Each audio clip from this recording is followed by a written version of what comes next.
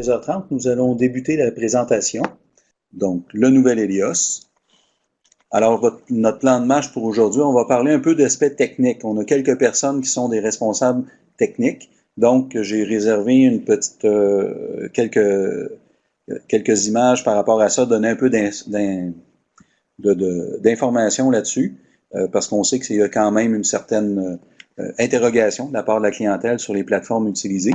Ensuite, on va passer dans les rôles, finalement, la vision, comment ça fonctionne, rôle et démonstration, qu'est-ce qu'on entend par ça, et la démonstration, ben, simplement, je vais basculer pour aller dans l'application. Et au niveau de l'implantation, le processus de migration à la toute fin, j'ai réservé peut-être simplement deux images pour décrire un petit peu le processus de migration lorsque vous êtes intéressé à changer de plateforme. Donc, d'abord, au niveau de la plateforme, comme vous le savez peut-être, le nouvel Helios a été développé sur une plateforme qui est en hébergement. Donc, on est dans le nuage, ce qu'on appelle l'info nuagique. Le cloud, le nuage qui a été choisi, c'est celui de Microsoft qui s'appelle Azure. Les avantages de procéder de cette façon-là sont quand même multiples. Il n'y a aucune installation qui est locale, contrairement à l'ancienne plateforme où vous aviez un déploiement au minimum 4 fois dans l'année. Donc, il n'y a aucune installation à faire localement. C'est un client léger. Ça supporte les furteurs Internet Explorer 9, 10 ou 11, Chrome, Firefox et Safari. On ne recommande pas IE8 puisque c'est une vieille plateforme et les technologies qu'on utilise sont plus avancées. Ça pourrait être assez lent sur IE8. La gestion de la sécurité est décentralisée. Ce qu'on entend par là, c'est que on va vous donner, lors de la migration, votre premier code d'accès à la personne responsable de la sécurité de l'application chez vous. Et c'est à partir de ce premier code-là que vous pourrez vous-même créer les codes. Vous n'aurez pas besoin de nous appeler pour créer vos codes d'accès et gérer votre sécurité. Le site est en mode sécurisé, HTTPS, et on a fait faire une évaluation par une firme extérieure, LogicNet, qui a essayé finalement d'entrer dans notre site pour modifier ou consulter de l'information en dehors des droits standards, et on a passé le EVA Trust. Donc, notre site ne permet pas d'entrer, de modifier l'information des clients, et vous êtes tous ensemble sur le même site, mais vous ne vous voyez pas. Vous n'allez pas donc avoir accès aux informations les uns des autres. C'est ce que ça veut dire. Je vous rappelle que vous pouvez augmenter la taille des diapositives avec la loupe du côté bas à droite, si jamais c'est pas assez grand. Au niveau de la plateforme, bien évidemment, on a un bel anglicisme ici, c'est des services de backup, donc des prises de copies de sécurité par l'hébergeur. Donc, sur l'information que vous allez trouver sur Microsoft Azure, ils vous indiquent qu'ils prennent des copies de sécurité. On prend également des copies de sécurité à la demi-journée de notre côté. On a fait vérifier, évidemment, puisqu'on n'utilise pas l'encryptage OpenSSL qui a fait parler de lui beaucoup la dernière semaine. Il n'y a pas de faille Heartbleed, c'est vraiment des certificats de sécurité et ça fonctionne bien. Et également, donc toute la clientèle est ensemble, donc il n'y a pas de support à prévoir chez vous, à part un furteur et une connexion Internet. Donc, essentiellement, au niveau de la plateforme, c'est donc un client léger. Il y a très peu de déploiement et de gestion à faire de ce côté-là. Au niveau de la gestion par rôle, on a défini l'application pour alléger un peu les menus en 4 rôles principaux. Donc, le rôle de gestionnaire de sécurité, évidemment, dont la principale fonction va être de définir et entretenir les codes d'accès. Donc, définir les autorisations d'accès, qui fait quoi dans votre organisation. Définir la confidentialité. Vous pouvez donner des accès plus restreints pour limiter à quel bâtiment, quelle personne a accès. Vous pouvez aussi inactiver des codes d'accès et il y a la notion aussi de créer des formats d'exportation. On va voir un petit peu à quoi ça correspond.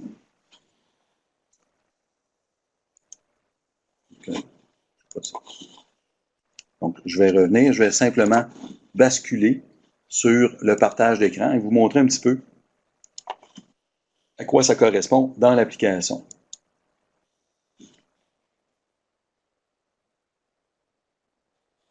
Donc, au niveau maintenant, il devrait y avoir un changement d'image et vous devriez voir mon écran en pleine page. Donc, je vais me connecter avec un code d'usager de sécurité.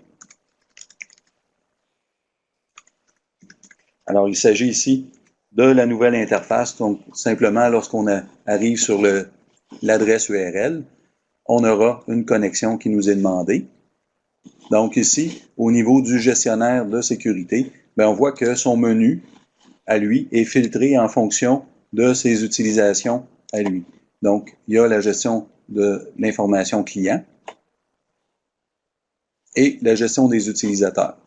Donc, l'information client, le nom du client, le numéro de client dans notre banque de données GRIX et surtout au niveau des utilisateurs. Donc, on voit que le menu et les fonctionnalités sont extrêmement limités puisque, a priori, c'est pas lui qui doit gérer l'information.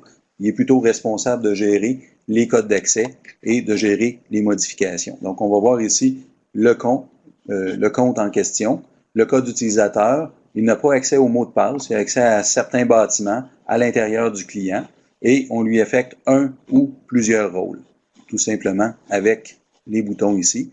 Et la page d'accueil, le Home, à ce moment-là ici, lui donne accès à ses applications les plus courantes. Dans ce cas-ci, c'est les mêmes. Il a seulement accès à ces fonctionnalités-là.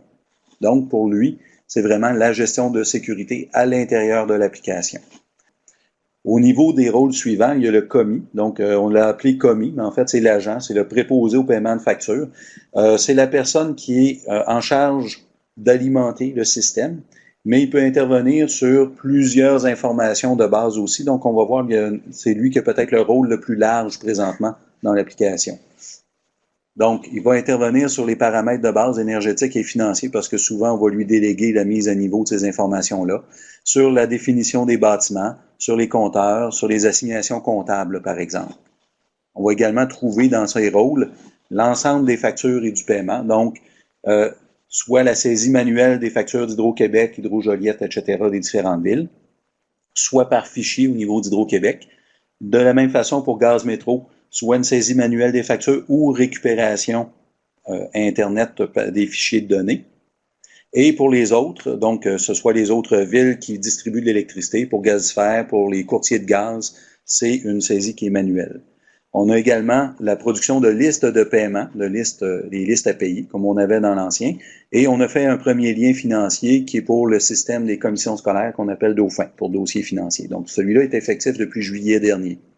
Si vous avez des liens financiers particuliers, en particulier ici, je pense aux gens qui sont dans les villes, il faudra contacter vos personnes ressources chez Axéo afin qu'on prenne une entente pour refaire le lien ou repenser, dans certains cas, le lien. Ça n'est pas obligé d'être par fichier, ça peut être d'autres technologies qui sont employées. Donc, il faut s'entendre à la base par rapport à ça. Donc, à la base ici, je vous ai mis dans la présentation la page d'accueil du commis. Je vais également basculer vers l'application pour faire une démonstration en direct.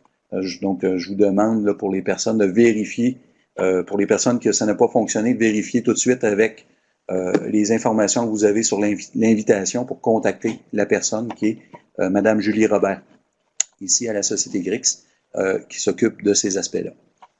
Alors, on voit ici que c'est aussi une interface qui est beaucoup plus épurée que ce qu'on avait dans l'ancien, et c'est basé sur quelles sont les tâches à accomplir. Un rôle, c'est qu'est-ce qu'on a à faire. Donc, notre personne ressource ici, eh bien, sa tâche principale, c'est d'entrer les factures, que ce soit automatiquement ou manuellement, et de gérer les processus de paiement.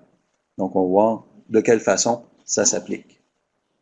Je vais aller dans mon partage d'écran. Je rebascule sur Internet Explorer. Je vais me déconnecter et entrer en tant que commis.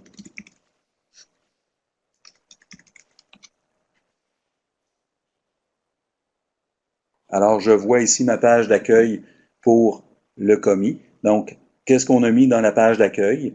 Ce sont effectivement les plaquettes qui permettent d'entrer dans le menu de paiement de facture, gérer la facture manuelle, gérer les récupérations chez Gaz Métro, les récupérations fichiers chez Hydro-Québec. On conserve le détail de chacune des récupérations, ce qu'on ne faisait pas dans l'ancienne application, et on a l'exploitation des listes de paiement ici, dans ce cas-ci, le lien DAUPHIN. Mais notre ami, le commis ici, par défaut, a accès dans son menu client à l'ensemble des paramètres ici qu'on va retrouver. Donc, je peux faire un petit survol rapide, puisque ce sont ces paramètres-là qui vont nous définir la façon dont l'application va se comporter par la suite. Par exemple, ici, on a l'information sur les catégories du client, le début d'année financière, le nombre de périodes financières, le nombre de jours de grâce, donc le nombre de jours au début d'année pendant lequel on peut assigner des coûts sur 2 années financières. C'est similaire à ce qu'on avait auparavant. Pour les gens du réseau de santé, si on effectue 13 périodes financières, à ce moment-là, on va vous demander d'ajouter les périodes financières et les nombres de jours vont se calculer, vont s'initialiser de façon assez facile. Ça va être plus transparent de ce côté-là. On a également les informations budgétaires, donc le nombre d'années de budget qu'on va calculer. On peut calculer plusieurs années budgétaires à l'avance. Le nombre d'années d'historique qui vont servir à produire notre budget et le nombre de mois avant le début d'année financière pour un rappel sur que c'est le temps de préparer les budgets. Les budgets vont se calculer de façon automatique, on va en parler tout à l'heure, et les détails de facturation. Alors, ce sont les paramètres financiers. Il y a des paramètres énergétiques, de la même façon, qui vont servir à démontrer les indicateurs de gestion. Donc, on peut choisir différents indicateurs de gestion selon la superficie, les mètres carrés ou les pieds carrés. Les paramètres de vérification de facture, donc le seuil d'économie annuel pour que le système nous donne un diagnostic.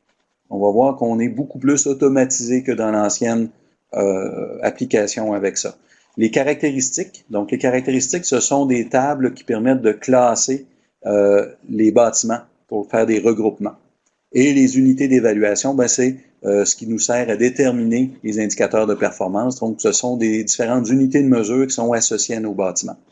Et on peut ici filtrer les différentes caractéristiques et unités d'évaluation que l'on désire utiliser. Donc, si on veut en avoir moins d'informations, à ce moment-là, je peux retirer les informations que je ne désire pas voir dans ma fiche de bâtiment. Donc, ça sert à, on pourra par la suite toujours ajouter des valeurs supplémentaires si on le désire. Mais au départ, nous allons migrer l'information de l'ancienne plateforme selon ce que vous aviez comme information. Ça va automatiquement être filtré en conséquence. Donc, ce sont des paramètres de base et ça va peut-être s'enrichir encore selon le besoin, mais ce sont vraiment des informations qu'on va définir une fois en général pour l'organisation et qu'on n'a pas besoin par la suite de modifier. Nous avons l'application des taxes. Donc, pour un client, il peut y avoir différentes applications, TPS, TVQ, avec des taux de ristourne qui peuvent varier dans le temps. Alors, si on veut ajouter une application de taxe, ben, c'est simplement avec la partie inférieure ici, le plus, qui permet d'ajouter une nouvelle combinaison de dates, d'application et de taux de ristourne. Il y a quelques autres informations de base qui font partie des informations nécessaires à définir. Par exemple, les informations du fournisseur.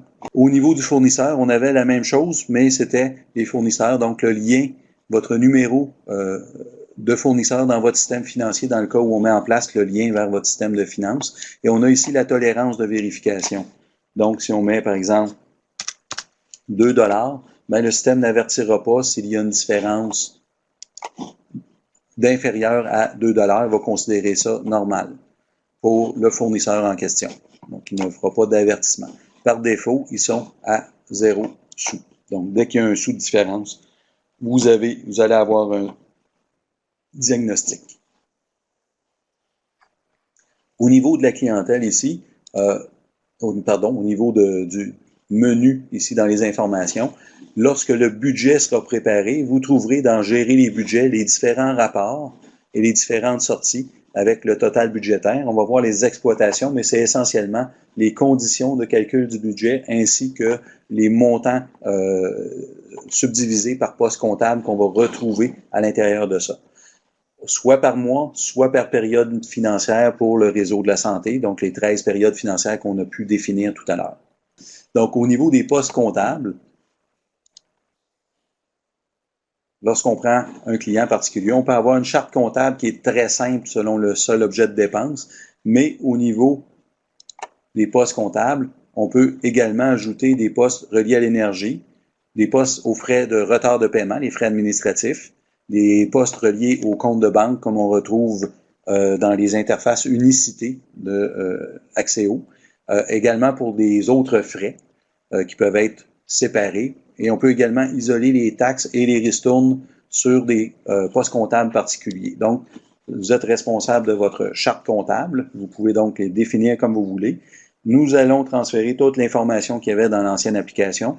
Donc, vous allez retrouver les mêmes chartes comptables que vous aviez. Et de la même façon, on a gardé ici un historique des chartes comptables. Donc, si je pense par exemple à la ville de Longueuil qui a eu des variations dans la charte comptable, ça va être conservé de 98 à aujourd'hui. Toutes les postes comptables vont être transférés automatiquement. Et ce sont donc des informations de base que les commis ou les utilisateurs peuvent venir définir et qui seront transférés si vous utilisez déjà l'ancienne application. À ce niveau-ci, il reste deux fonctionnalités qui vont servir pour la préparation budgétaire. Donc, c'est les prix de fourniture d'énergie, donc le contrat d'approvisionnement et les taux d'inflation prévus. Donc, ce sont de l'information qu'on retrouvait dans l'ancienne application, mais qui était distribuée dans plusieurs menus. Alors, on a rassemblé dans le menu des informations particulières aux clients. Donc, si je prenais par exemple Hydro-Québec pour les tarifs d'électricité, je pourrais ajouter, par exemple, le prix d'achat, mais on n'achète pas de. C'est vrai qu'on n'achète pas d'électricité ici. On va acheter plutôt du gaz naturel. Donc, on pourrait acheter à 15 sous le mètre cube. Et on a ici différents items là, dans le cas de la facture de gaz, on pourra définir des prix à différentes valeurs. De la même façon, pour les taux d'inflation, on aura ici tous les fournisseurs, donc l'inflation sur les tarifs d'électricité ou pour Hydro-Québec en électricité. Cette année, c'était 4,3 %. Les nouveaux tarifs sont déjà déployés, mais on pourrait entrer les augmentations à chaque année. Si je veux faire un contrôle plus, donc les avantages ici, c'est qu'on peut agrandir notre écran. C'est selon votre résolution d'écran. Et vous pouvez utiliser les zooms que l'on retrouve dans tous les furteurs. Là, le contrôle plus, ça fonctionne bien. Donc, si je prends mon bâtiment, les informations de bâtiment à ce moment-là, on va les retrouver. Donc, on voit, j'ai gardé mon niveau de zoom.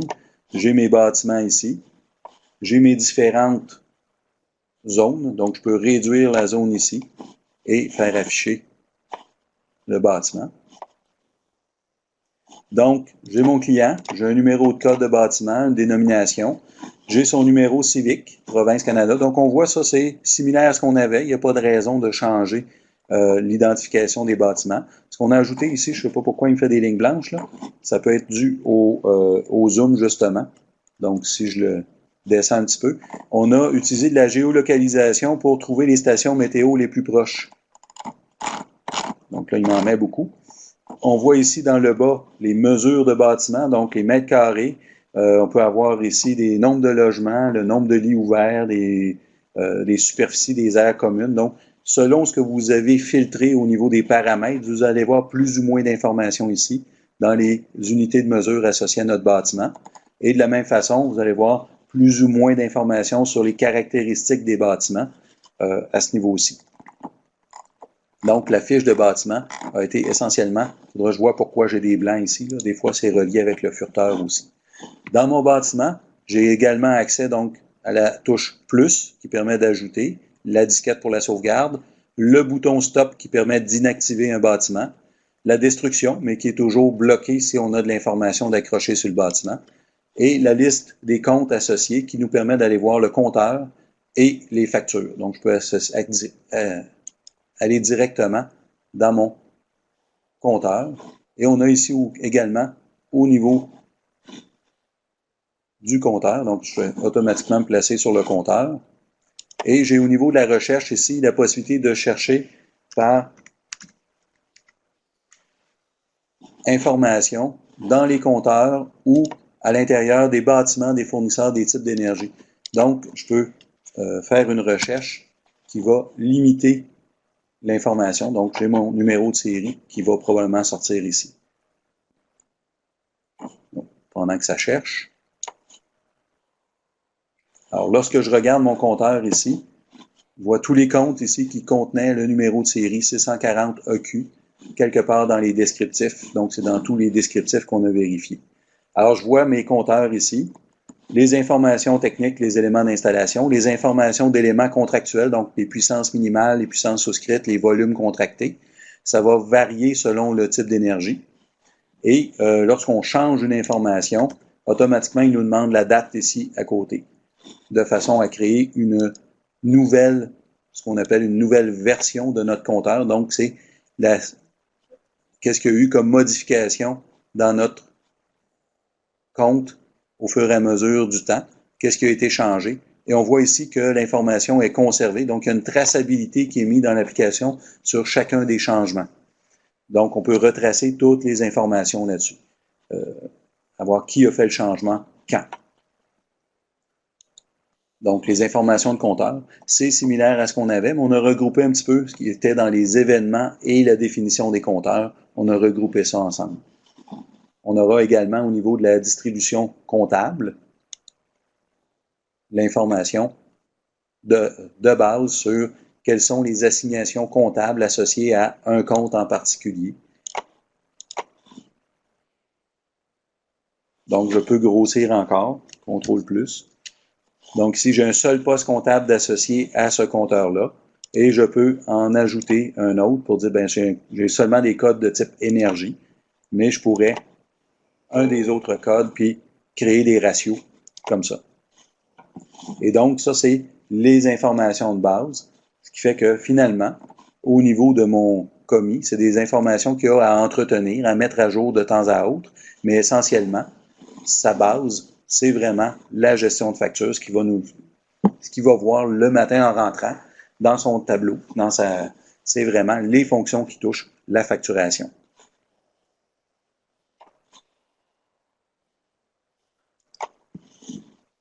Donc, ce qu'on fait le plus souvent, en fait, c'est ce qu'on va voir dans l'application. Et je peux ici ouvrir mes menus, les modifier. Donc, je peux gérer les factures.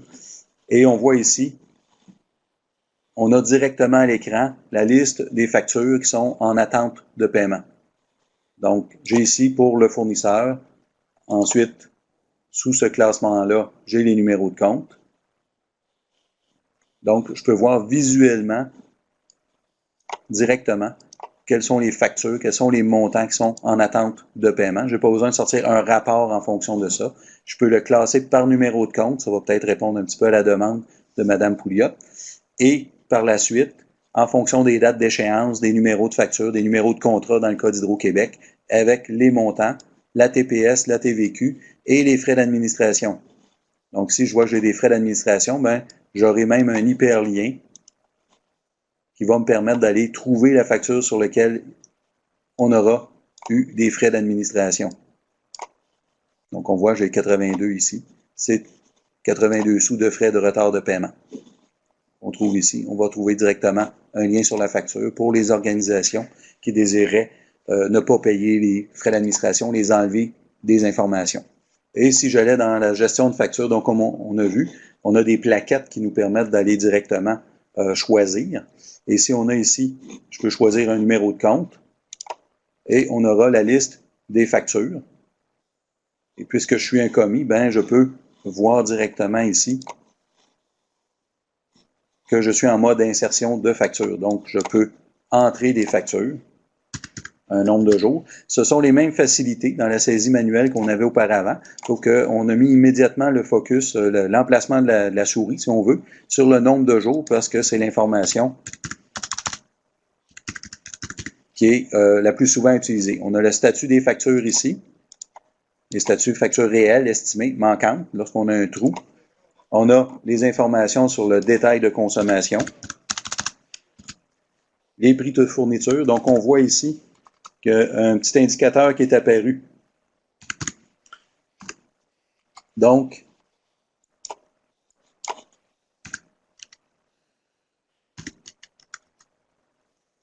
alors, dès que j'ai une saisie également ici, si mes valeurs ne sont pas appropriées, on va voir la variation par rapport à la même période l'an dernier. Donc, on l'a directement à l'écran. On a également ici le calcul qui s'est effectué, le calcul de coût d'énergie, le calcul des taxes. Et par rapport à l'ancienne application, vous avez une explosion des taxes pour chaque type de coût, chaque type de frais, ce qui va donc permettre de mieux ventiler et vous avez un accès en édition dessus, donc ça permet de faire les corrections dans le cas où on aurait, par exemple, un sous-différence. Et je peux donc sauvegarder ma facture à ce moment-là. Elle va automatiquement retomber dans mes factures en attente de paiement. Et je suis en mode insertion, donc il est automatiquement prêt à prendre la suivante. Si je reviens sur la facture précédente, je vais revoir ma facture et ici, j'ai le détail du calcul.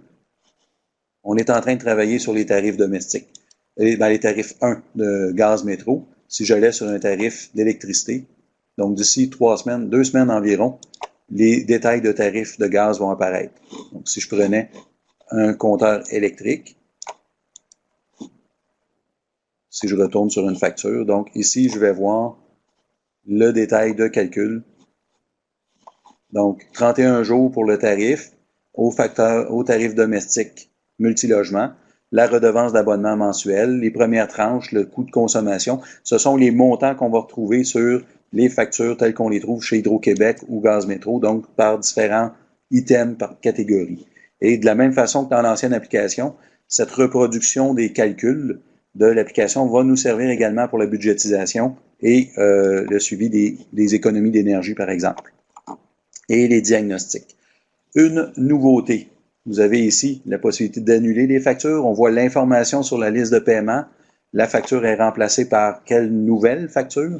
Puis il y a aussi un hyperlien qui permet de joindre le PDF de la facture, donc l'image de la facture. Si on veut procéder comme ça à des fins de vérification, de contrôle financier plus tard, comme quoi l'information à l'intérieur de l'application correspond bien à l'information sur le papier tel que reçu. Donc, vous avez la possibilité de joindre des pièces jointes directement qui vont venir se stocker dans notre banque de données. Dans le cas d'Hydro-Québec, on va avoir souvent une facture qui couvre 50, 100 contrats. On n'a besoin de le faire qu'une seule fois, ce lien-là. Il va retracer le numéro de facture avec le nom de fichier qui doit avoir le même nom, effectivement. Donc, au niveau de la facturation du point de vue manuel, c'est similaire à ce qu'on avait, donc vous ne serez pas entièrement dépaysé. Toutefois, on pense qu'on a amélioré en ajoutant, par exemple, le détail de taxes, en ajoutant les variations par rapport aux années antérieures. Donc, si vous êtes sur une saisie manuelle, vous allez voir quand même que si vous avez manqué une décimale, vous allez le voir apparaître directement. Là. Alors, ici, ce sont les écrans de facturation. Qu'on soit sur, sont pas mal toujours similaires. Donc, que l'on soit sur du gaz ou de l'électricité. On voit en électricité, on a les puissances appelées, puissance minimale, on a différentes informations. On a aussi les outils de recherche. Donc, comme je vous rappelle, la recherche est plus étendue. On peut aller chercher selon les informations des compteurs. On peut aller chercher selon les numéros de facture. On peut aller chercher dans les bâtiments, dans les fournisseurs, dans les types d'énergie pour retrouver nos comptes ici. Donc, au point de vue, on essaie d'améliorer l'aspect saisie manuelle.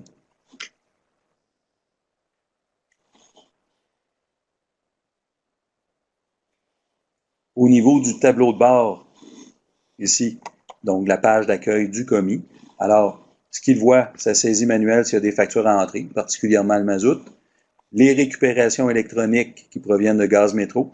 Normalement, tout ce qu'il y aurait à faire, c'est cliquer sur la plaquette. Ça va déclencher le départ du traitement. Donc, il est en train d'aller vérifier s'il y avait des factures en attente du côté de Gaz Métro. Et lorsqu'il aura terminé, à ce moment-là, on aura un détail de récupération qui va apparaître ici. Donc, on peut aller voir. Récupération fichier, il s'agit tout simplement de demander quels sont les fichiers Hydro-Québec. Selon votre furteur, vous allez pouvoir charger un fichier ou plusieurs fichiers. Donc, je pense que Internet Explorer permet seulement un fichier à la fois, alors que si vous téléchargez avec Chrome ou Firefox, il vous permet de sélectionner un ensemble de fichiers. Donc, vous récupérez vos fichiers sur les sites d'Hydro-Québec et à ce moment-là, ici, en revenant les sélectionner, ça va les télécharger sur notre site et ils vont être traités ensuite dans leur ordre de date.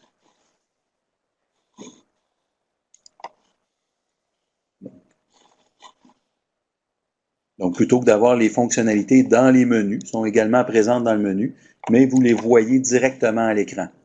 Si on retourne sur les détails de récupération, alors j'ai ma récupération ici qui date de 2014-03-27.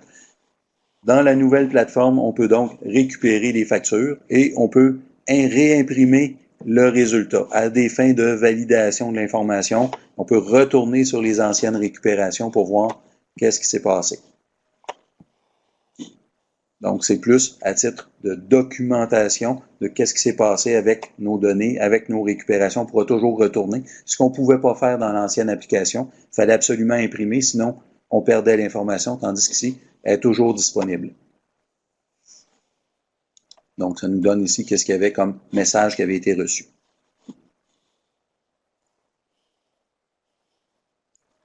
Et comme je suis zoomé, ben, je vois ici que j'ai les messages, je peux imprimer le rapport et je peux fermer cette section-là si ça ne m'intéresse pas immédiatement d'imprimer le rapport. Il serait même possible que la récupération, dans le cas de gaz métropolitain, soit déclenchée de nuit, de façon à ce que le lundi matin, par exemple, vos nouvelles factures apparaissent. Donc ici, les compteurs qu'on a, c'est le nombre de factures lues et acceptées, le nombre de factures qui ont été en avertissement. Et finalement, l'étape de paiement. Donc, ce qu'on a ici en dessous, les listes à payer. Donc, on a les anciennes listes de l'année qui sont présentes. Et j'ai les factures qui ne sont pas payées, ne font pas partie d'aucune liste de paiement. Je peux choisir. Auparavant, c'était un rapport qui nous permettait de valider les totaux. Maintenant, on a le total du fournisseur directement à l'écran. Donc, je vois mes différents numéros de compte, je suis capable de valider et je peux également choisir d'associer toutes mes factures ou seulement certaines d'entre elles à une liste de paiement. Et tout ce que j'ai à faire, c'est le plus. Alors, quelle nouvelle liste de paiement? Ou je peux l'ajouter sur une liste existante. Dans l'ancienne application, une liste de paiement était une entité qui était vraiment fermée. Une fois qu'elle était produite, on ne pouvait pas, on pouvait plus la défaire, on était limité un peu à ces informations-là, on ne pouvait pas ajouter facilement de l'information sur la liste de paiement. Maintenant, c'est débloqué de ce côté-là. On peut ajouter des factures sur une liste déjà faite ou créer une nouvelle liste de paiement.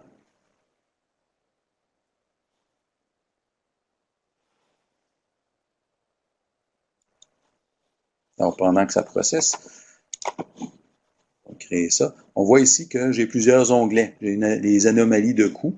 Et ici, on va avoir un rafraîchissement de cet écran-là. J'ai mes anomalies de coûts. Donc, tous les comptes pour lesquels il y a eu une différence de plus que 1 sou. Dans ce cas-là, je ne l'avais pas spécifié. Dans les 12 derniers mois. Donc, ce qu'on avait auparavant dans des rapports est maintenant visible à l'écran. Si je retourne sur ma liste 2014-001, je vais voir les deux factures que j'ai mis tout à l'heure. Bon, enfin, les factures qui étaient sur cette liste-là. Vous voyez, je peux l'imprimer. Donc, on a un seul format d'impression. Donc, s'il y a des postes comptables, on va voir la ventilation comptable également. Alors, j'ai le montant total de ma liste qui est inclus sur ma liste de paiement, classé par fournisseur, par numéro de compte, par date d'échéance, numéro de facture et numéro de contrat. Et les ventilations comptables apparaissent ici dans le bas avec les montants qui seraient déjà ventilés s'il y avait plusieurs postes comptables. On va juste fermer ça. Et c'est conservé, c'est régénérable en PDF à tout moment. On est en train de travailler pour vous permettre d'ajouter votre logo et ainsi que les copyrights au niveau de la Grix.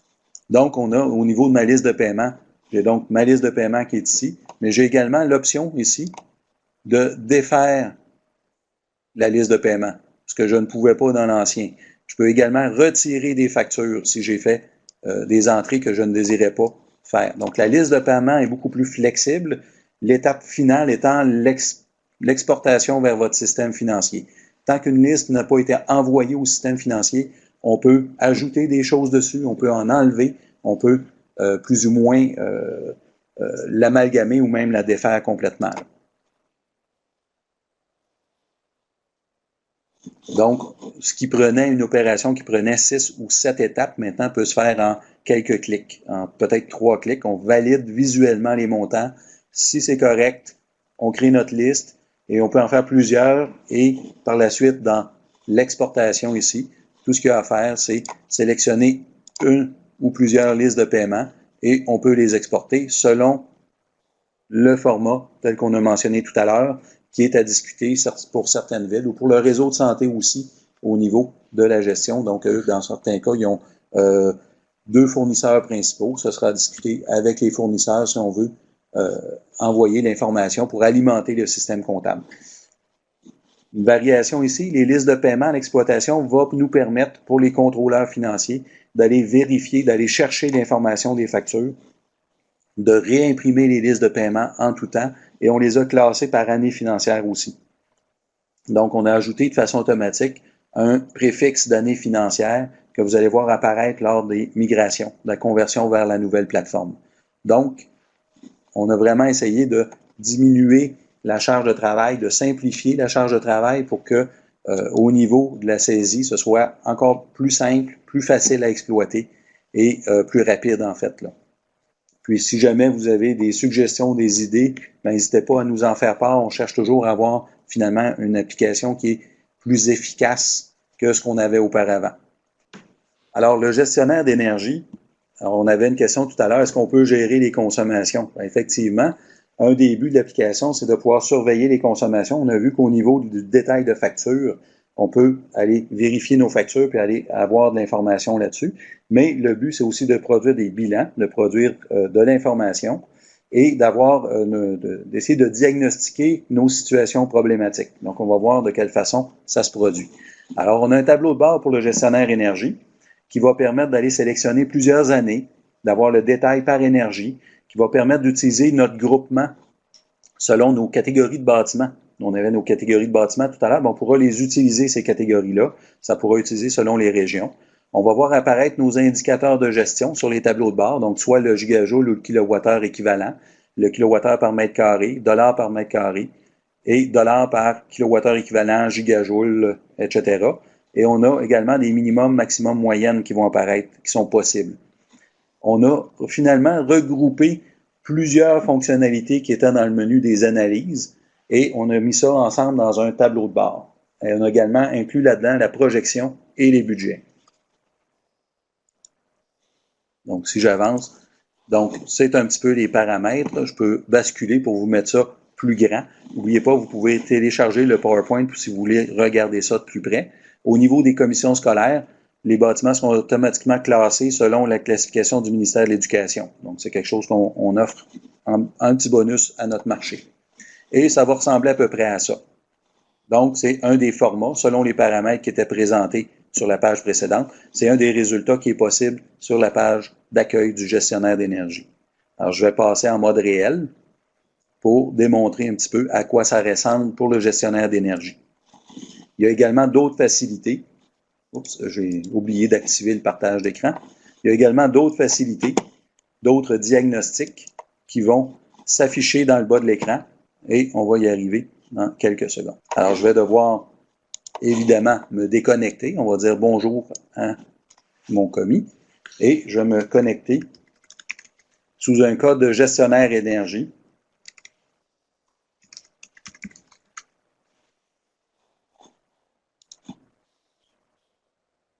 Alors ici, j'ai encore mon niveau de zoom qui est assez important. Donc, on voit, par défaut, il m'offre la dernière année. Donc, je vais regarder mes paramètres. Je peux mettre toutes les années. Donc, contrairement à l'ancienne application, on était limité soit à 2 ans. Ici, je peux prendre n'importe quelle des années dans mon historique ou même toutes les années. On peut afficher le 15 ans d'un coup. Je peux afficher un ou certains bâtiments seulement, ou tous les bâtiments. Donc, un sous-ensemble. Je peux afficher sous forme histogramme linéaire, sous forme comparatif standard, tel qu'on avait, mais sous forme cumulatif, ce qu'on n'avait pas dans l'ancienne application. On peut afficher les budgets s'ils sont présents, et on peut afficher les projections si on a fait calculer les projections de fin d'année aussi. Dans le cas des indicateurs, ils vont voir apparaître minimum, maximum, moyenne. Et les options de tri, les indicateurs par descendant. Je peux même sauvegarder ma recette.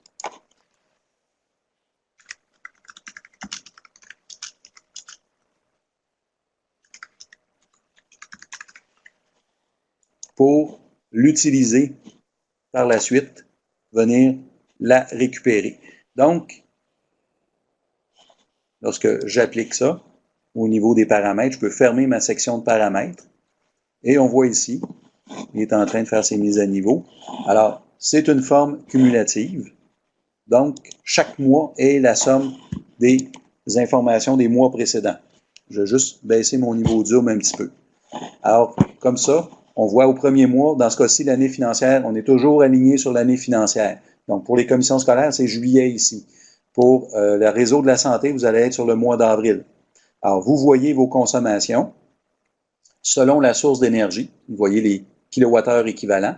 On est en train de travailler pour ajouter bientôt non seulement le kilowattheure équivalent, mais le mètre cube de gaz correspondant, le litre d'huile aussi. C'est une demande qu'on a eue. On a dit, ben, pourquoi pas? Et peut-être même les tonnes de gaz à effet de serre directement aussi.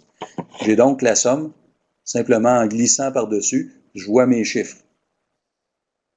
Donc, au niveau de tableau de bord du gestionnaire, ben, c'est vraiment, vous créez vos recettes et vous pouvez les réutiliser par la suite. Ce qu'on voit ici dans les indicateurs, donc c'était sur des rapports qui étaient séparés. On n'avait pas dans l'ancien système un rapport qui nous donnait les consommations et les indicateurs. C'était toujours des rapports séparés. Ici, ce sont les valeurs des indicateurs pour les 12 derniers mois présents dans la facture, classés par ordre descendant. Donc, je vois mon dollar par kilowattheure. C'est le coût net, donc avant les taxes et les autres frais. Dollar par kilowattheure. J'ai la plus basse valeur ici qui est alignée. J'ai la moyenne pour mon parc et j'ai la plus haute valeur, évidemment, c'est le premier bâtiment. Deuxième indicateur, toujours en ordre décroissant, mais on voit aussi les différentes sources d'énergie. Donc, si on a mis des projections, on verrait les montants en projection aussi. Et le dollar par mètre carré, toujours en électricité et en électricité projetée sur la fin d'année. Donc, c'est la partie supérieure du tableau de bord du gestionnaire d'énergie, selon sa sélection de paramètres ici. On a parlé des types de bâtiments. Alors, on pourrait prendre une catégorie par arrondissement, par type de bâtiment. Alors, je peux classer comme ça, selon mes types de bâtiments. Je peux re-sauvegarder ma recette ou l'appliquer directement. À ce moment-là, il va me rafraîchir ça. Donc, on voit ici, il a déjà commencé à calculer Rivière-des-Prairies. J'ai les mêmes totaux que j'avais tout à l'heure, sauf qu'ici, je vois un fil d'Ariane qui me dit on est groupé par arrondissement. Donc, si je vois ici Rivière-des-Prairies, Côte-des-Neiges, je pourrais aller choisir un des arrondissements. Là, j'ai peut-être été un peu rapide pour lui, pour aller voir le deuxième catégorie de groupement, la catégorie de bâtiment. Donc, mon graphique, finalement, lorsqu'il est par catégorie, me permet d'un forage d'informations pour descendre, pour examiner mes bâtiments selon les catégories. On va faire un type une équivalence pour le réseau scolaire. Par exemple, ça permettrait de grouper mes écoles primaires ensemble, mais selon la source de chauffage, puis de voir laquelle est la pire dans les écoles primaires chauffées au mazout, laquelle est la pire selon les écoles primaires chauffées au gaz. Du point de vue de la réseau de la santé, ça permettrait, par exemple, à une agence régionale de voir un groupement de tous les bâtiments dans son territoire et d'aller regarder le pire CLSC, d'aller regarder le pire hôpital ou le meilleur. Et au niveau même de la clientèle, ici, pour l'instant, on vous offre les valeurs minimum moyennes, etc. Mais vous pourriez avoir accès éventuellement au meilleur, le meilleur bâtiment est à quelle valeur. Vous ne saurez pas quel est le meilleur bâtiment s'il n'appartient pas à votre parc, mais on aura la possibilité d'étendre le benchmarking sur l'ensemble d'un réseau, par exemple. Donc, dire quel est le meilleur bâtiment dans votre région, quel est le meilleur bâtiment dans la catégorie de bâtiment, par exemple, dans la province. Donc, là, je suis en train de descendre. Ça prend un petit peu de temps, celui-là, mais je peux toujours remonter ici au plus haut niveau. Donc, je peux remonter mon fil d'Ariane pour recommencer à creuser dans différentes catégories. Donc, c'est ce qu'on appelle le tableau de bord du gestionnaire d'énergie. Alors, le gestionnaire d'énergie a également accès à certaines autres informations. Donc, au niveau du client, évidemment, les paramètres énergétiques, c'est lui qui est en charge de catégoriser les bâtiments également. C'est son rôle de catégoriser les bâtiments. Donc, il va pouvoir créer et utiliser les caractéristiques et il va pouvoir gérer des formats d'exportation comme le gestionnaire de sécurité aussi.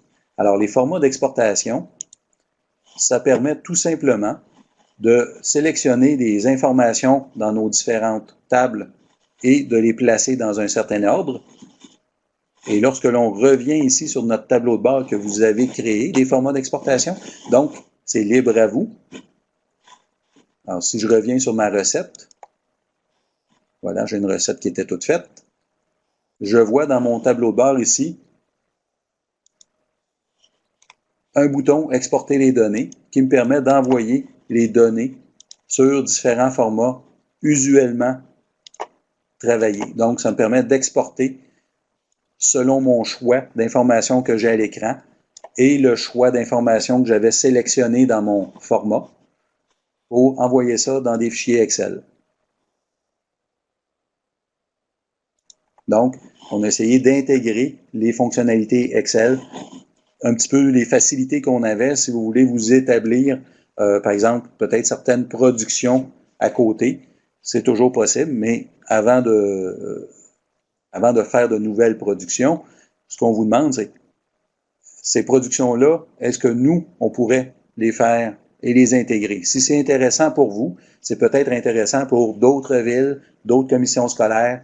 Donc, tous ces traitements-là qui sont faits à côté, ça peut être intéressant de se poser la question, est-ce qu'on ne devrait pas l'avoir directement dans l'application? Si j'ai suffisamment de gens qui disent, ben, on a vraiment besoin de tel genre de tableau de bord, de diagnostic, ben, on va l'intégrer dans le développement, dans l'application. On va reparler un petit peu de ça, de comment on voit ce qui va se passer.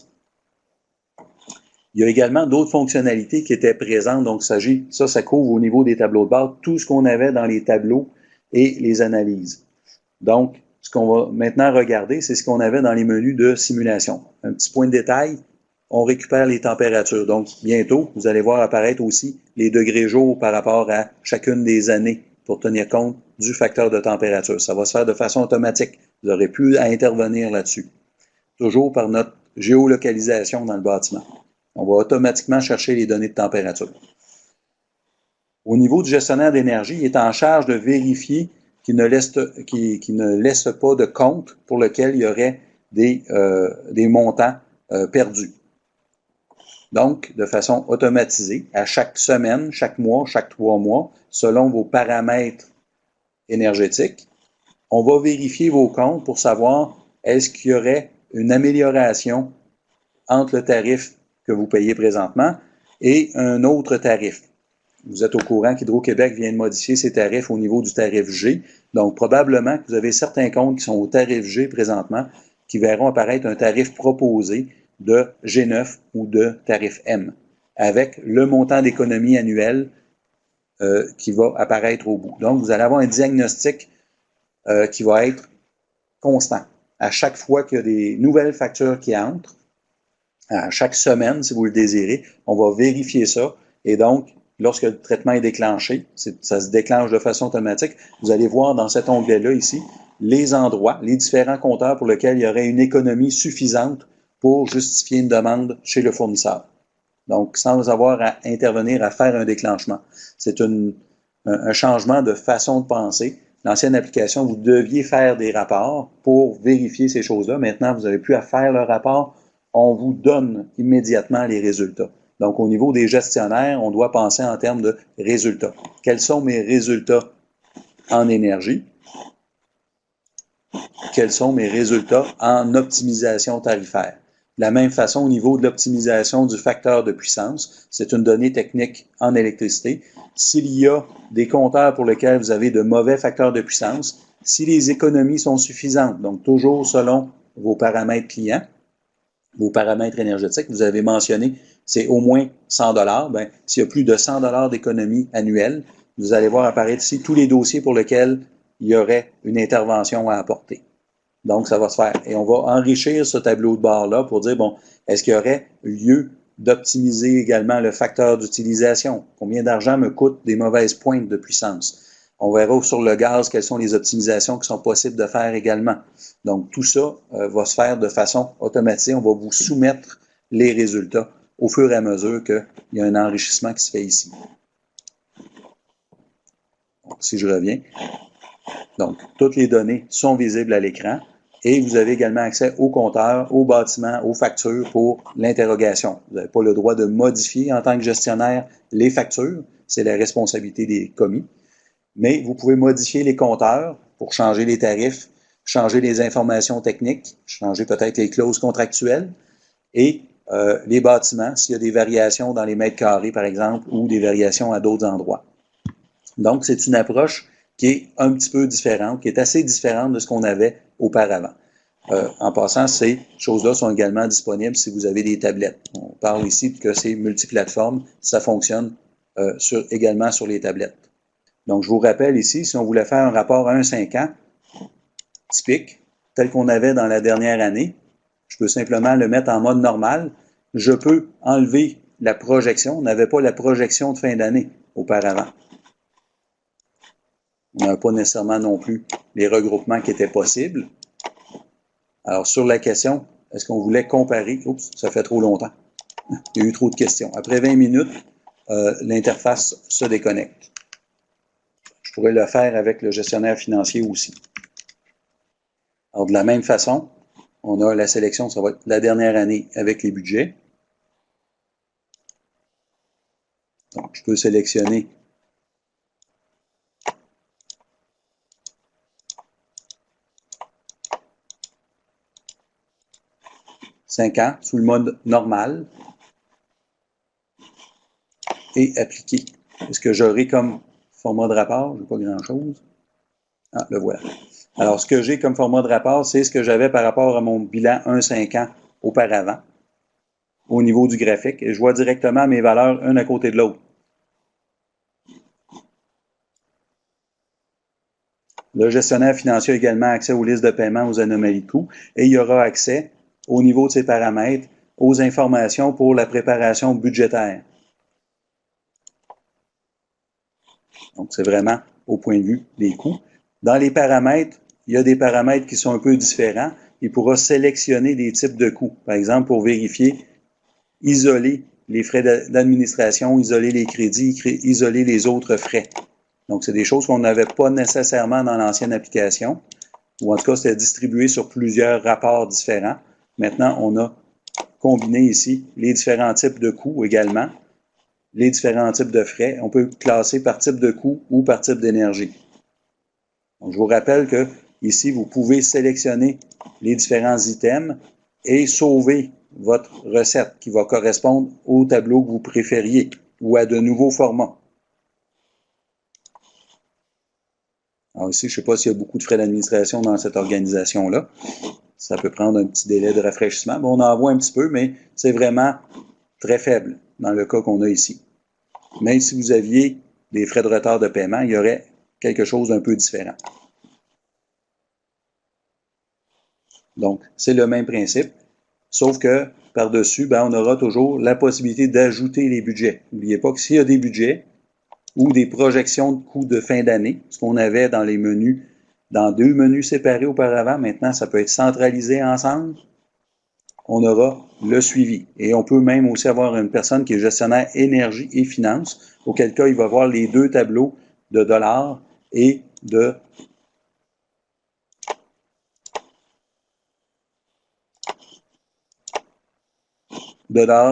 gigajoules ou d'énergie. Donc, on voit ici les coûts à chaque année et la projection pour l'année courante, puisque j'ai demandé la projection.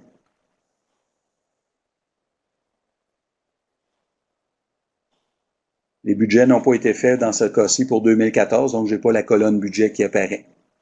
Donc, ça remplace, on avait le suivi des coûts, mais ça remplace également le suivi budgétaire qui était possible au point de vue du gestionnaire financier. Il y a également la possibilité de vérifier les anomalies de coûts et les listes de paiement et l'exploitation des listes de paiement, les recherches au point de vue de l'historique des coûts. Donc, c'est un petit peu plus, c'est vraiment plus au niveau de gestion un petit peu plus haut niveau. Donc, on a le même type d'interface et si j'exporte les données, j'ai accès également à un format d'exportation qui va me donner sous forme de tableau de données les chiffres qu'on voit à l'écran. Donc, je veux que ce soit clair que lorsqu'on sélectionne ici quelque chose et qu'on l'exporte, vous pouvez fabriquer vos formats d'exportation et recréer sous forme Excel tout ce qu'on avait auparavant comme production, là, si vous voulez vous en tenir aux productions qui étaient présentes.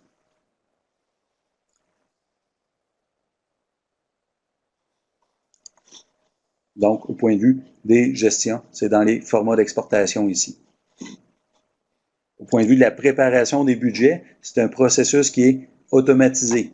Donc, le processus automatisé fait que 1 mois, 2 mois, 3 mois à l'avance, le système va vous demander de venir compléter les prix de fourniture et les taux d'inflation et va procéder de façon automatique de nuit à la préparation du budget. Lesquels budgets vont apparaître, les résultats vont apparaître dans gérer les budgets ici. Donc, c'est plusieurs années, toutes les années, 1 an ou moins. Projection des coûts intégrés, le suivi, on peut comparer budget et réel. On va utiliser les inflations, les prix d'approvisionnement. On voit les interfaces ici, donc les mêmes paramètres, je vous ai mis ça dans le document. Et à ce moment-là, il y aura aussi enrichissement selon les besoins.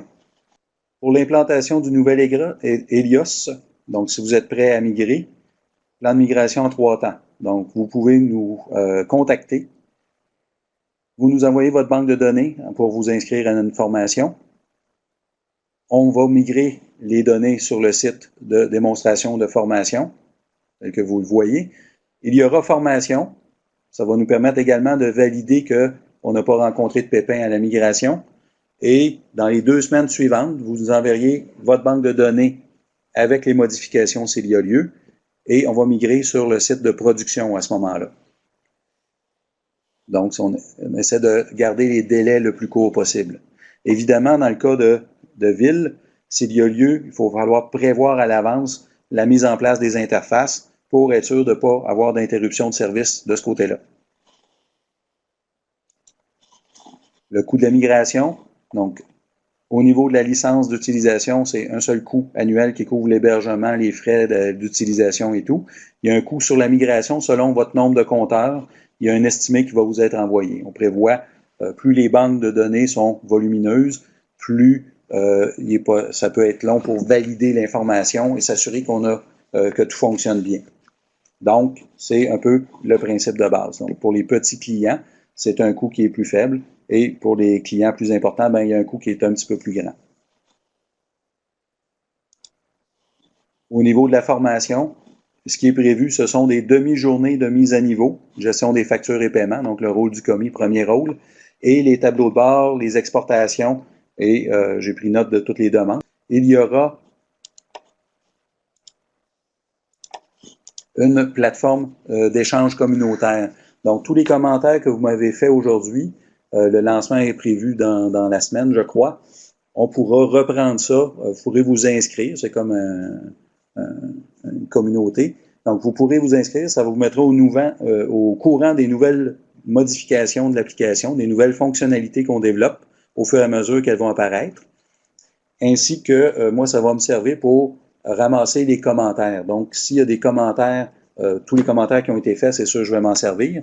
Mais si on voit que il y a vraiment beaucoup de besoins pour avoir les résultats tabulaires à l'écran aussi, on pourra essayer de combiner les formats à l'écran. À date, il semble y avoir un besoin là-dessus. Maintenant, je vous mentionne toujours, à chaque fois, vous utilisez un rapport pour le regarder, pour répondre à un besoin. Posez-vous la question, est-ce que le besoin pourrait être rempli par l'application de façon automatisée? Le but, c'est d'avoir, du point de vue de la gestion, des résultats sans effort. Alors, je vous remercie beaucoup.